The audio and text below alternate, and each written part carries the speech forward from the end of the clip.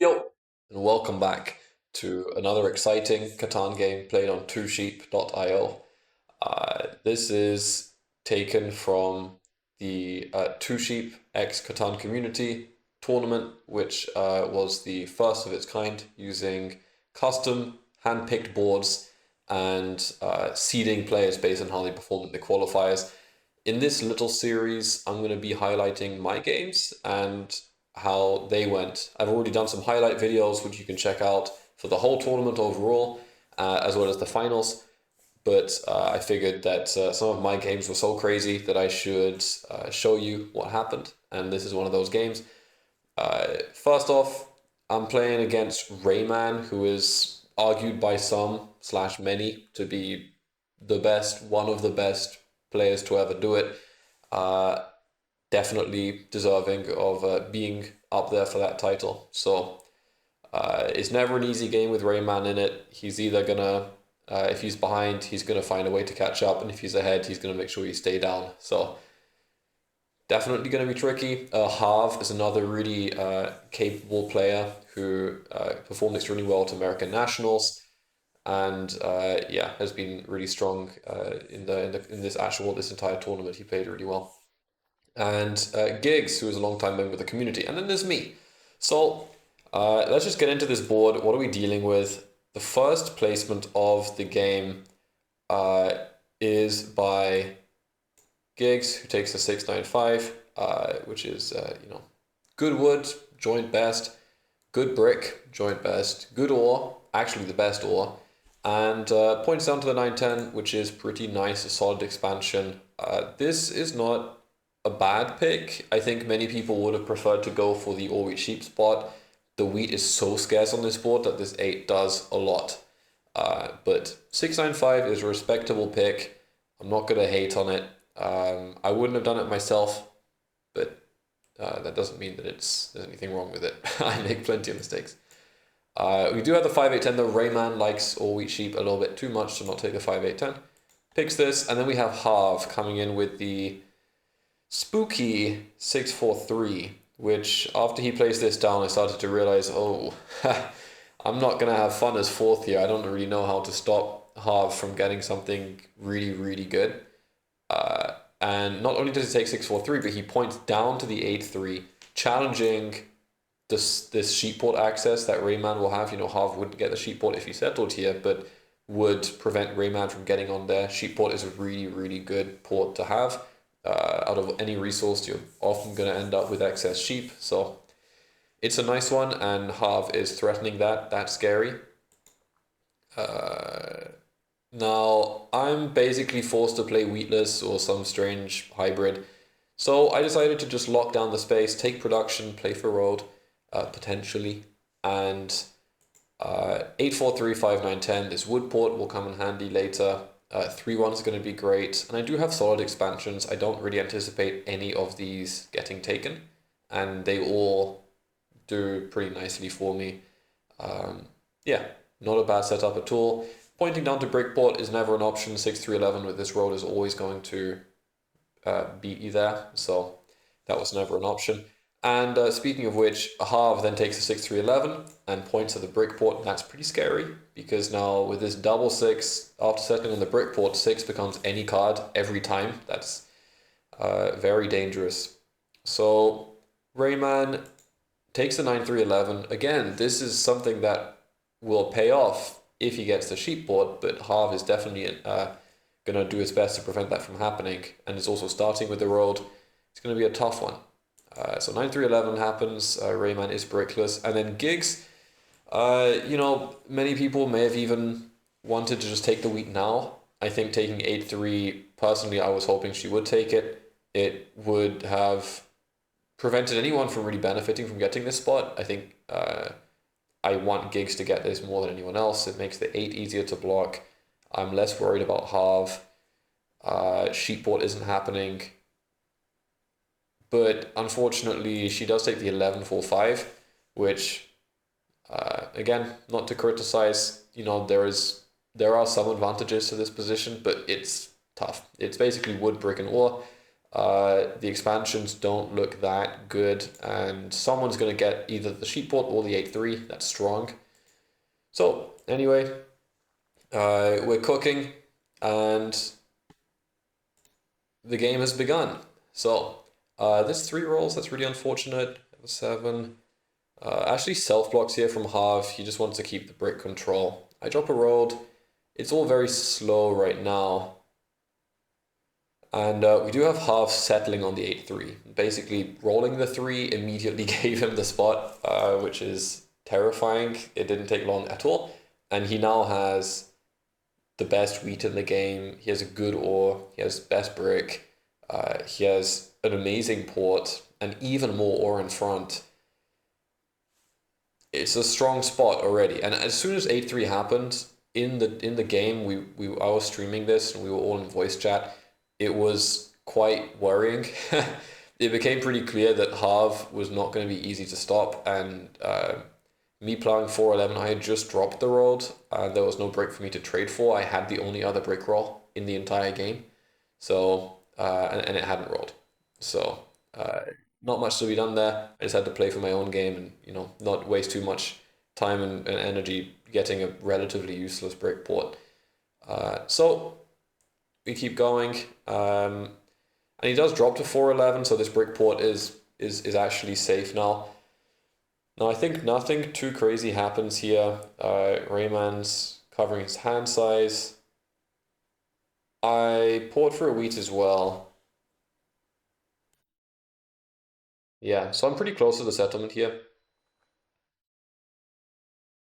Yeah, he does rob me. Still no brick, and these sixes are popping off. Right. Half does roll the 7 and steals the sheep out of my hand and gets settled down on the brick port. So now this 4 is doubled, this 11 is doubled, this 6 is doubled, this 3 is doubled and a wood. It's messy, it's very difficult to block. These rolls are not easy to predict, nor are they going to be the highest kind of impact blocks. Like this 3 wood matters a lot if it rolls for him, and not so much for anyone else, but also probably not going to block the 3 wood. So these are really annoying rolls, it's very difficult to deal with. And yeah, now having both 6-3-4s, double 11, and the 8, it's not an easy position to fight against from our perspective. Rayman, I think he's just bought a knight. Yeah, nothing too crazy here. Harvest cooking, but yeah, blocks. Rayman gets the settle down, and finally leading up to my turn, I actually do get the settle down with a 3-1. So slow progress, but progress nonetheless.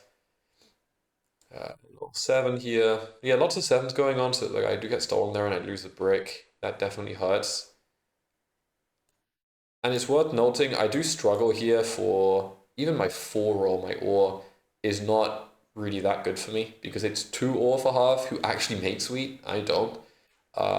It's not all that is cracked up to be, I think. So there are definitely, I mean, it's an uphill battle against half setup here all the time. It was, I gotta say, man, I was not feeling good about my position. There's not much wheat being produced. No one really has a reason to trade wheat. Nor do people really have access to it. It's a tough one. So Rayman does actually city the 5-8-10. This is massive. All things considered, this 5-8-10 city does a huge job. And I have been picking up some steals here. Now it becomes pretty clear that either Rayman or Harv are going to be way more scary right now. So there we go. And there's Harv actually building a city, and he buys a knight, I believe this is. Yeah. So 6-4-3 city is just a disaster. I mean, this game is getting out of hand. It's not been long. I think we're like 20 minutes into the game and Harv is just balling out. And I'm still just hanging out. No devs, no city, no wheat. It's slow. So Harv is in a pretty nice spot. That 4 is just disastrous for me. Alright, solos Harv, no problem. Harv plays the knight out, it's gonna rob Rayman. Rolls another 7, robs Rayman. And then I get a nice trade here with Rayman. I actually trade him a road for 2 wheat, and I get. Oh, I don't know what happened here. Hold on. I think I may have timed out. I believe I timed out here. Um, almost certain that actually that did happen. Yeah. So I timed out with the city in hand. I can tell you already, it's not gonna cost me. Sorry for no. I think I only miss out on a couple of cards, which I guess does cost me. So Giggs takes rolled, and then Rayman does buy Devon. We're starting to worry about Harv, right? Like Harv can play for road, can play for army, has really good rolls. So we start the initiative to give Rayman army, and he just kind of trades me good stuff. That's kind of it. So he buys a dev here, and he gets a road builder, and then we trade. He gives me a weed, which I really like, and he buys another road builder. So, so this is not going the direction that he wanted, and also not what I wanted. I don't want Rayman to have two road builders. It's not useful for anyone. But anyway, double road builder. So Harv's cooking. Then we get back to my turn, and I said I wouldn't get punished. Look at that. Absolutely beautiful settlement, city, and yeah, I guess I missed out on like a wood and a sheep or something. It is what it is. So this 5 is a free card, this 10 is a free card, this 8 is coming in clutch for brick production. Like if the 6 stops rolling, I would have all the brick production in the game, which isn't terrible. But I think the 6 will continue to roll, if I remember correctly. Uh, all right, so 10 does pop. It's pretty nice. Rayman does play out the first road builder. He's already told us that he has, I think he told us he has one. I don't know if he told us he has both. And we do trade there again just to put another dev in his hand. And he does get a knight this time, which is handy. Harv in this position almost wins the game. Like it's so close. Harv is on 7. He's 2 rolls away from roads, and he's like an ore or a brick away from being able to pop and take road. It's so close. But he doesn't get the victory point, he just gets a knight, which is also scary here. Like he can definitely play for both win conditions and drops the road. Basically, as far as the table is concerned, he wins with the road. Very, very scary. Moving on. It's 8 for me.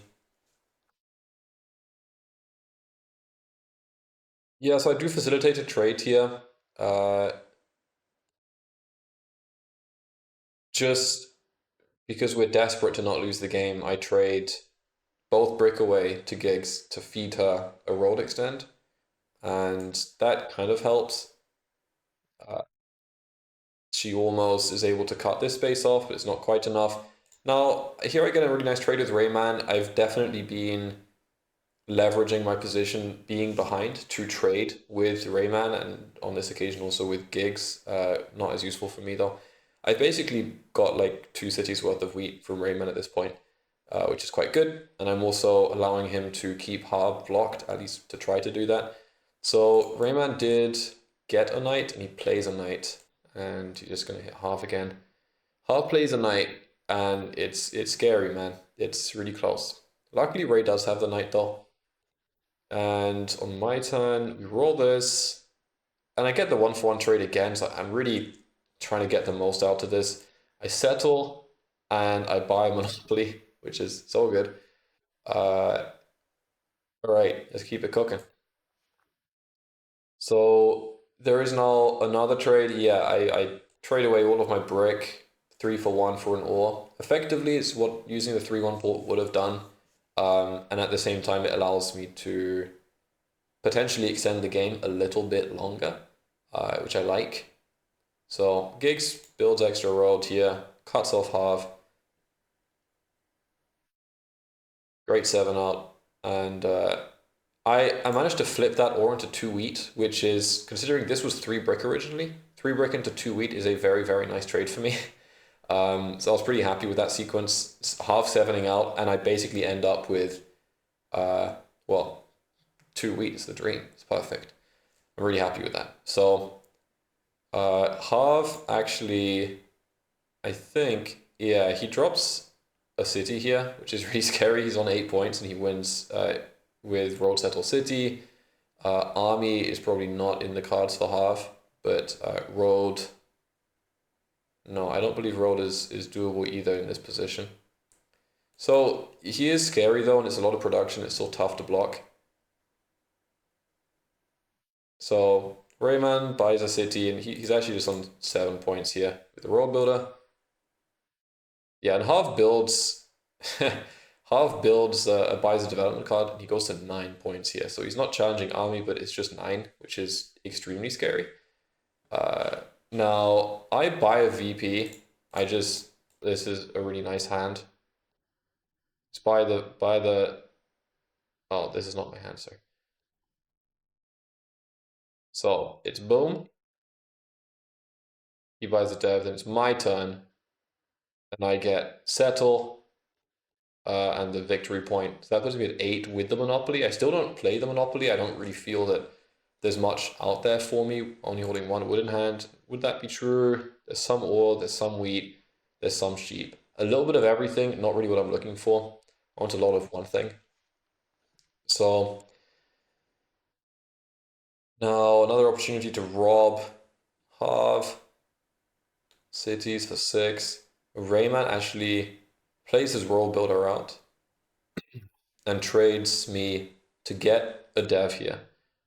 Because he pulls the Year of Plenty and then needs a dev to defend against half and gets a knight. Now half is pretty close here. He is on 9. He's actually it's close. I mean, he had rolls to win here. Luckily, he does not win. So he ports, he buys a dev. Did have a pull to win there, but doesn't get it. Now on my turn, I don't really have a valid play apart from this sheep mono. As far as I see it, I basically empty Rayman and half hands. And that becomes a city, which is 9 points, with only really the cities being a reliable way to get that. But with a roll like the 4 and the 5, 4 and a 5 wins. So not bad. I don't really think going for victory points is a solid endgame strategy here. I shouldn't need that one though.